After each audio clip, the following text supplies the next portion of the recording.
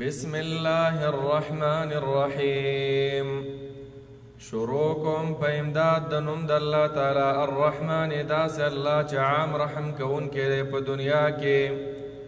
په کافرانو او په مؤمنانو باندې.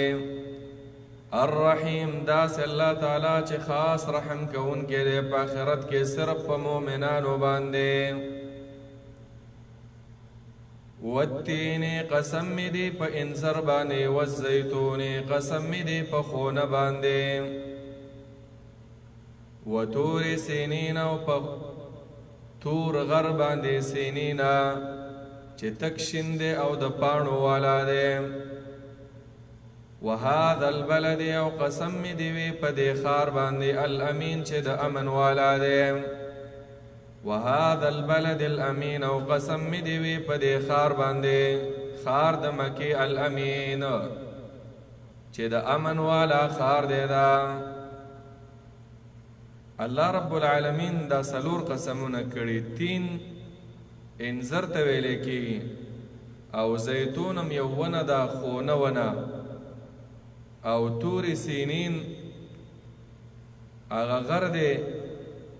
چې موسی علیه السلام ته پکې وحی شوی و. سینین هغه غر ته ویل کېږي چې میوهدارې ونې پکې وي. یا یو تفسیر دا دی تور سینین هغه تور د سینا مقام دا دغه ځای نوم دی. دواړه ترجمې هغه صحیح دي. وهذا البلد الامین او د دې ښار نه مراد آغا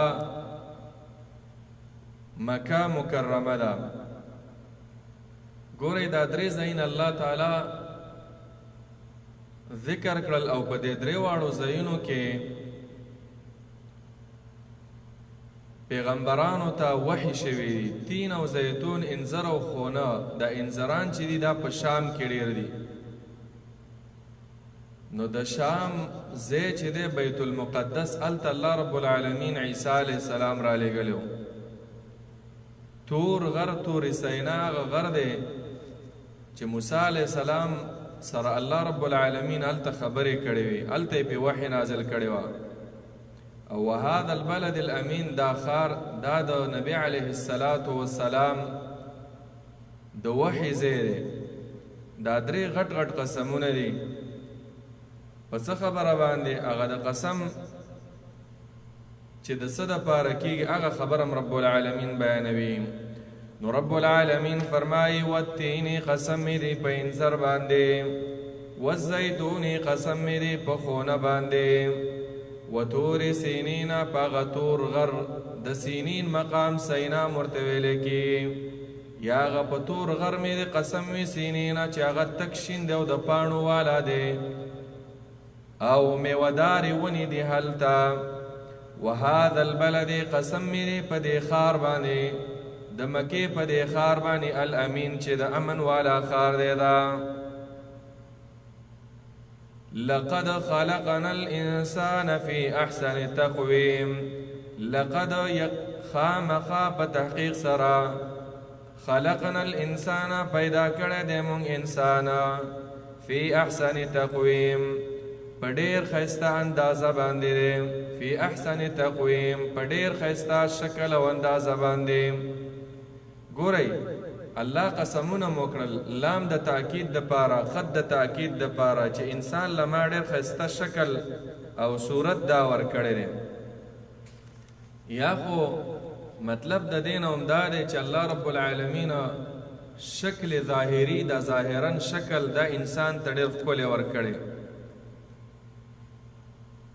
سلفو نه هم دغه شان تفسیر نقل لی. د عکرمه رضی الله عنه هغه به فرمایل وایي ښایسته شکل د انسان څنګه دی؟ وایي هغه داسې دی چې خلق الله کل شیء منکبا علی وجهه الا الانسان. الله تعالی چې څومره مخلوقات پیدا کړي دي د هغوی مخونه د ځمکې طرف ته ټیټ وي. تاسو سوچ وکړئ د حیواناتو کې په نورو چې کله روان وي په نورو څاروو کې ایون په مرغانو کې د دوی ټول مخونه د ښکته د ځمکې طرف ته وي. او انسان چې دی هغه داسې نیغ ولاړ دی نیغ رب العالمین ډېر په ښایسته شکل په ښایسته صورت باندې پیدا کړی دی نو رب العالمین ښایسته شکل ورکړی دی دویم مطلب دا دی ښایسته شکل معنا دا ده باطینی ښایست انسان چې الله پیدا کړی دی نو په فطرت د اسلام پیدا کړی او اسلام ډېر ښایست دی او ډېره ښکلا ده پکې خو بیا یې مور او پلار یا ته یهودي جوړ کي یا ته نصرانی یا مشرک یا هندو حدیث کې راغلی کل مولود یولد علی الفطره فابواه یهودانه او ینصرانه او یمجسانه مور او پلار یې بېلارې کې به نو الله ښایسته شکل ورکړی دی ثم رددناه اسفل سافلینا بیا ګرځولې دی مونږ وګرځو د انسان لرا اسفل سافلینا هغه لاندې د لاندې کسانو نه کوز د کوزو نه معنا دا ده د انسان بیا داسې اعمالو کې چې حق د دې دی چې د ته اوچت شان میلاو شي ډېر عزت ول الله ورکړی دی خدای د خپل عمل په وجه باندې هغه د ټولو نه ټیټ ځای چې هغه جهنم دی اسفل السافلین هغې ته لاړ شي اسفل السافلین نه مراده بنا بر قول ارجح همدغه جهنم مراد دی چې ډېر ټیټ او ډېر لاندې الله رب العالمین پیدا کړی ډېر جوړ النار اور د جهنم نو انسان د خپل اعمالو په وجه د خپل شکل بدل کې عبادت بل چاته شروع کی ایون په دې شکل کې ګوتې وهل دام ګناه ده دام ناروا ده الله درله ښایسته شکل درکړی په خپل شکل باندې راضي شه او خوشحاله شه د شیطان خبرې مه منه چې کله ګیره په یو طرف باندې خری کله په بل طرف باندې کله یو ډیزاین کې کله بل نه رب العالمین چې کوم صورت درکړی دی دا ښایسته صورت دی او باطن هم د دې صورت ښایسته د ایمان او د توحید په عقیده باندې آباد کا کنی نو بیا به دغه اور له ورځې رب العالمین فرمایي اور ته به ورځي چې د ټولو نه ټیټ به وي دا انسان بیا خو رب العالمین فرمایي چې الا الذین آمنوا مگر هغه کسان چې ایمان یې راوړی دی هغه کسان چې قرآن منلی دی الله رب العالمین منلی د الله ملائکه او د الله فرشتې د الله رسولانه ورځ د قیامت باندې ایمان راوړی په تقدیر ایمان راوړی دی د ایمان سره سره وعملوا الصالحات او عملونه یې کړي دي نیک اعمال په طریقه د پیغمبر باندې صرف په دې باندې خلاصون نشته چې ته زه مسلمان یم او زه مؤمن یم نیت مې صفا دی نه صرف په نیت باندې تا ته جنت نه ملاوي بلکې نیک اعمال به کوي نیک اعمال نو رب العالمین فرمایي داسې کسان چې ایمان یې راوړی وي او نیک اعمال کوي فلهم نشته دی د دوی دپاره اجر غیر ممنون اجر ورلشته ثواب دی غیر ممنون بے انتها غیر ممنون معنا دا ده چې نه ختمېدونکي اجرونه دي د دې انسان دپاره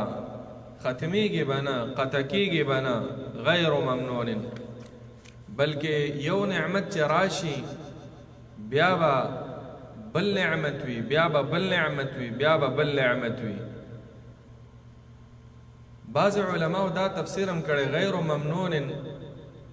چې کم سړی ایمان راوړی وي او نیک اعمال کوي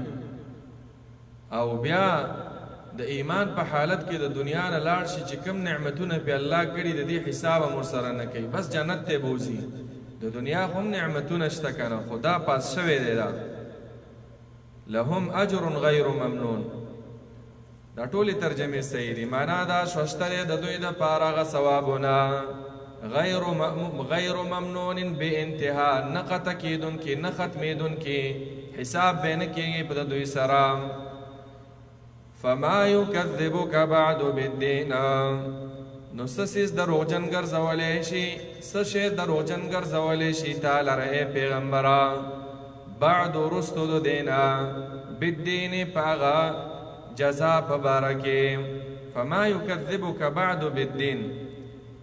د الله د قدرتونو ذکر مخکې وشو چې الله داسې یو ناشنا انسان پیدا کړی دی او وحی نازله کړې ده او که لږ سوچ د انسانانو کې نور قدرتونه نو بیا ولې دا خلک ستانه انکار کوي د انکار څه وجه څه عذر نه دی پاتې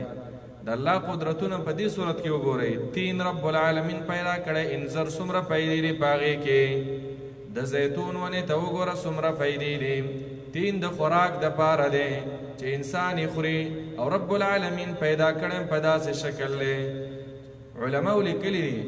چې داسې شکل سره دا انځر جوړ دی چې دې ته ضرورت نه پیښیږي چې هغه ته په چړه باندې کټ کړي بلکې په یوه نوړۍ سره هغه خوړلی شي بس د یوې نوړۍ خوراک دی او نور هم پکې ډېرې فایدې زیتون خو نه الله رب العالمین پیدا کړی دی د ده په دې تیلو کې زیتونو په دې تیلو کې څومره فایدې دي تاسو ته انسانانو تور غر ته وګوره رب العالمین څومره ښایسته پیدا کړی دی دې مکې ته وګوره د انسان د پیدایش ته وګوره نو بیا ولې څوک تا ستا دروغجن کوي ولې ستا تکذیب کوي پیغمبره نو دا ټول دلایل دي په دې کنه چې دا انسانان به دوباره را ژوندي کیږي دوی سره به حساب کیږي الیس الله آیا نه دی الله تعالی باحکم الحاکمین په ښه فیصله کوونکی د فیصله کوونکو نه په ښه فیصله کوي مضبوطه فیصله کوي رب العالمین دا د الله فیصله ده چې قیامت به راځي نو رب العالمین ولی احکم الحاکمین نه دی د دنیا فیصلو ته وګوره د آخرت فیصلو ته وګوره دا ټولې مضبوطې فیصلې دي نو الله په دې باندې قادر دی داسې به کوي د دې تفسیر په سورة القیامه کې شته الیس ذلک بقادر علی ان یحیی الموتى